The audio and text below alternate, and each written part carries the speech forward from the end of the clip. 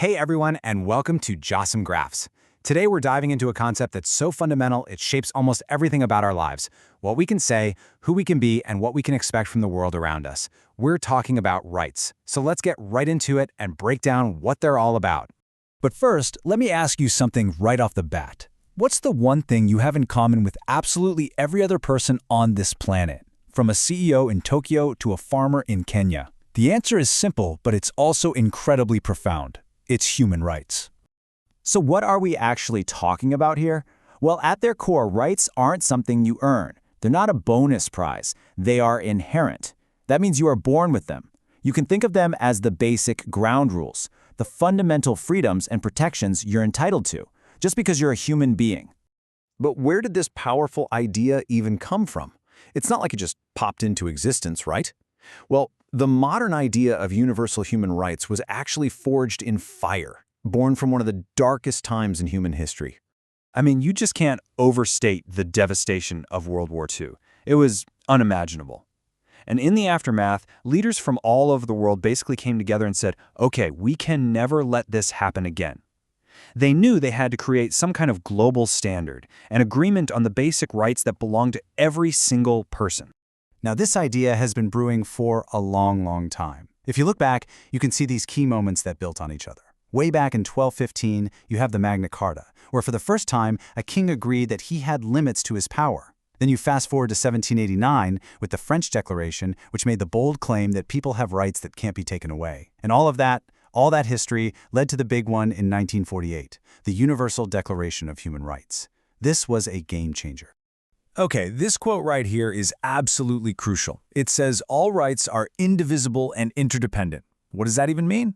Well, it means you can't just pick your favorite rights off a menu. You can't say, oh, freedom of speech is super important, but the right to food, not so much. They're all connected. They're a package deal. You can't really enjoy one without the others. So all rights are connected. Got it? But to really get a handle on them, it actually helps to split them up into a few different categories. It just makes it a whole lot easier to see how they work in the real world. And probably the biggest split you'll see is between what we call negative and positive rights. Think of it like this. A negative right is all about freedom from. It's like a shield that protects you from being interfered with. It requires other people, especially the government, to not do things. On the other hand, a positive right is about entitlement to. It's not a shield, it's a guarantee that requires someone to take action to provide you with something. Let's make this real. For negative rights, the freedom from stuff, we're talking about really fundamental things. The right not to be a slave, the right not to be tortured or arrested for no good reason, the right to speak your mind without the government shutting you down. In all these cases, the main job of the government is just to stay out of the way. All right, so that's what the government shouldn't do.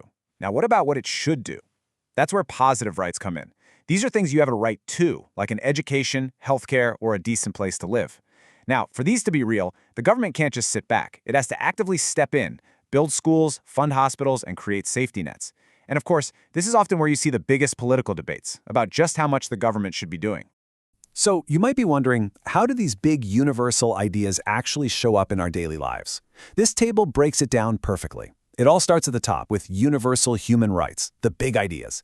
Then, countries take those ideas and bake them into their constitutions. That's when they become legally enforceable constitutional rights. And finally, governments pass specific laws called statutes to protect very specific legal rights, like your rights as a worker or a consumer.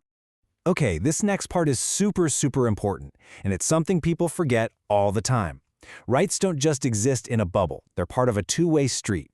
They are fundamentally tied to responsibilities. It's a simple but powerful idea. For every single right you have, someone else, usually society as a whole, has a duty, an obligation to respect it. It's all about balance. Let's break it down. It's a simple two-step dance. Step 1, you have a right. Let's say the right to life. Step 2, that right automatically creates an obligation on everyone else not to harm you. Simple, right? Your right to own property creates an obligation for others not to steal it. One cannot exist without the other. And you guessed it, the street goes both ways.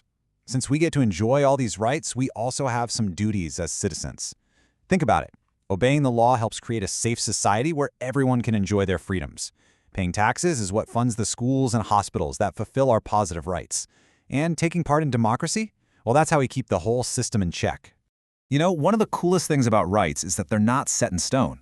They're alive, they're evolving right alongside society and technology. So, what's on the horizon? Right now, some really big conversations are happening. People are asking, should we have a fundamental right to a clean and healthy environment? And with our lives moving more and more online, what about digital rights, like your right to privacy? And what about AI? What are our rights when a machine is making decisions about our lives? These are the big questions shaping the future of human rights. All right, that was a lot to cover, so let's do a super quick rundown of the main points. First, rights are for everyone, period. They've grown over time, with the 1948 UDHR being a huge milestone. We've got negative rights, which means freedom from interference, and positive rights, which means an entitlement to something. For every right, there's a duty. And last but not least, this whole conversation is still evolving. And that really leaves us with one big question I want you to think about.